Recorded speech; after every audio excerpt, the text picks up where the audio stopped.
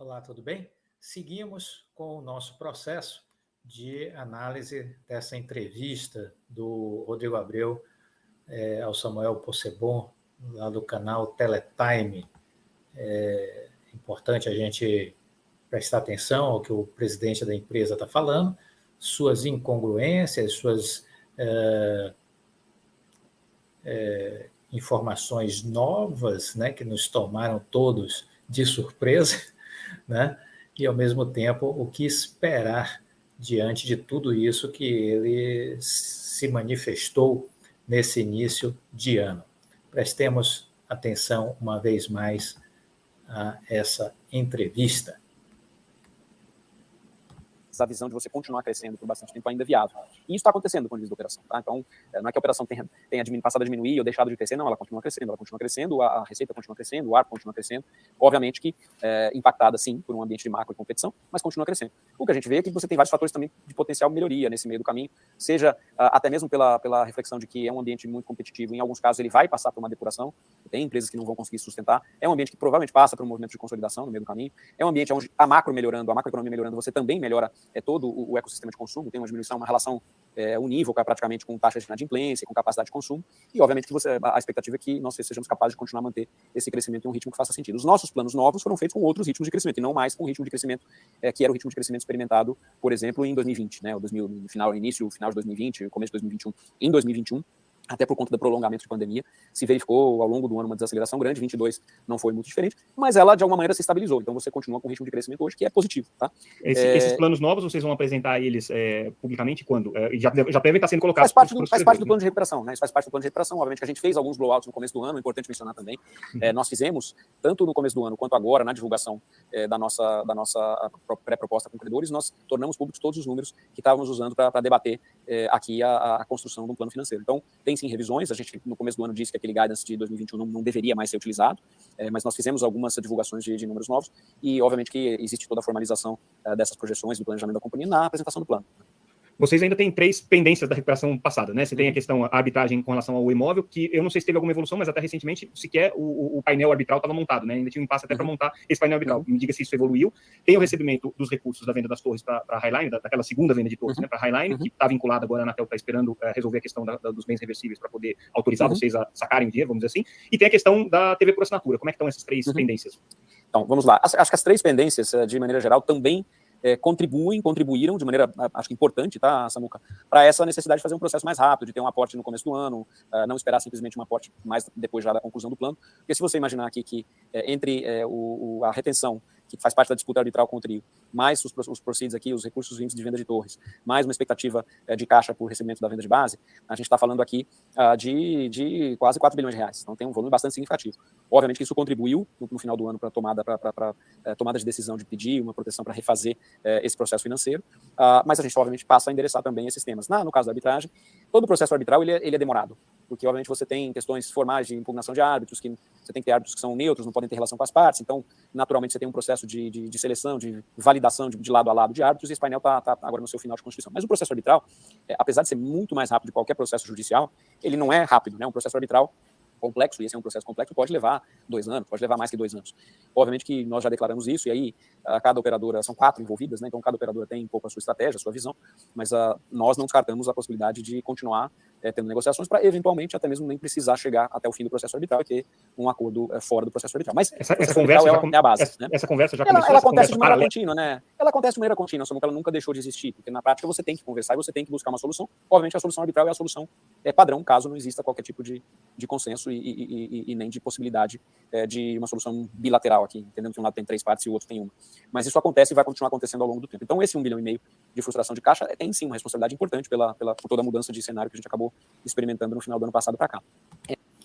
Esse é um fato em conteste. Nós temos aí um comprometimento, né, de receita da ordem de 4 bilhões, que não foi internalizado no caixa da Oi, seja esse episódio envolvendo Vivo, TIM e Claro, seja a questão da venda das torres para a Highline, seja a questão da Oi TV, com a Sky.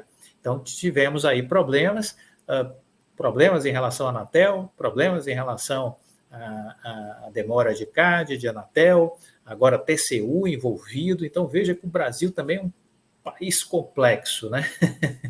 Nós somos um país com uma mentalidade velha.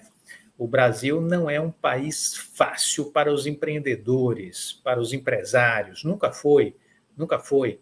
É um país com sérios vícios do passado, mas que seguem aí fortemente, atrapalhando a vida nacional, atrapalhando a economia, a toda essa engrenagem da burocracia, das amarrações. Tudo isso tem objetivos muito claros. A população, óbvio, não para refletir sobre isso, mas o endereçamento dessas complexidades, obviamente, passam pela possibilidade de facilidades, né? de troca de interesses. Isso é possível de ser visto ao longo da história brasileira, né? Então, a gente precisa entender isso. Mas, de qualquer sorte, a empresa foi prejudicada, sim, com a não internalização de 4 bilhões no seu caixa, pela demora de internalização dos 4 bi no seu caixa. Da parte das operadoras, que elas alegaram que os números da Oi estavam otimizados, isso aí é uma grande farsa, né? Porque nós tivemos aí dezenas de pessoas no canal ao longo desses anos falando sobre as operadoras retirando clientes da Oi. Então, dizer, os números não corresponderam ao que vocês apresentaram, isso é uma grande demagogia, uma grande hipocrisia, porque nos bastidores elas atuaram aí o tempo inteiro para tirar clientes da Oi, enquanto as questões não estavam sendo fechadas, né? Desde o anúncio de que elas tinham apresentado proposta, que elas já atuavam nos bastidores para minar a base de clientes da Oi Móvel. Essa é a verdade, esse é o fato. Então, foi um migué que eles quiseram dar, acharam que ficou caro pagar 16 bi e meio, e aí eles querem pagar menos de 15 bi, se possível for, né?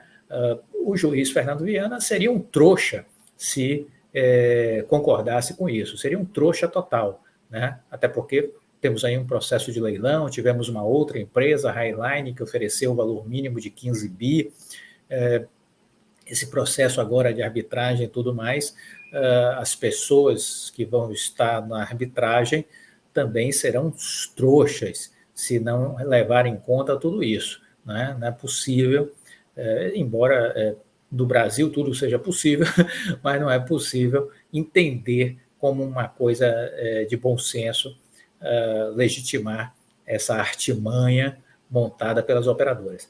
Ele falou em consolidação do setor de fibra ótica, isso é esperado, a gente vem falando isso há 2 anos, essa consolidação já está em pleno curso, existem milhares de pequenos provedores, muitos desses milhares vão desaparecer completamente, alguns mediante aquisições, outros por não reunir condições operacionais, seja por questões de problemas trabalhistas, seja por questões de problemas tributários.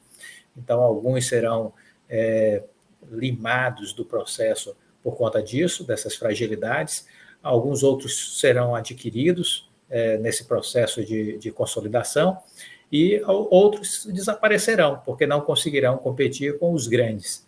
Então, simplesmente vão desaparecer por questão de competitividade. Recentemente eu comentei que no Ceará a Oi já se posicionou como o melhor provedor de fibra, ganhando da Brisanet, que é uma empresa da região, do Ceará, né? Então, ela já está perdendo como referência de mercado para a Oi Fibra, né? A tendência é que a gente veja isso se aprofundando com outros provedores também. Então, este é um processo em curso, este é um processo que vai continuar acelerado. Ainda vamos continuar no próximo vídeo. Gostou dele? Deixe o seu like, compartilhe com os amigos, fique com Deus e até a próxima.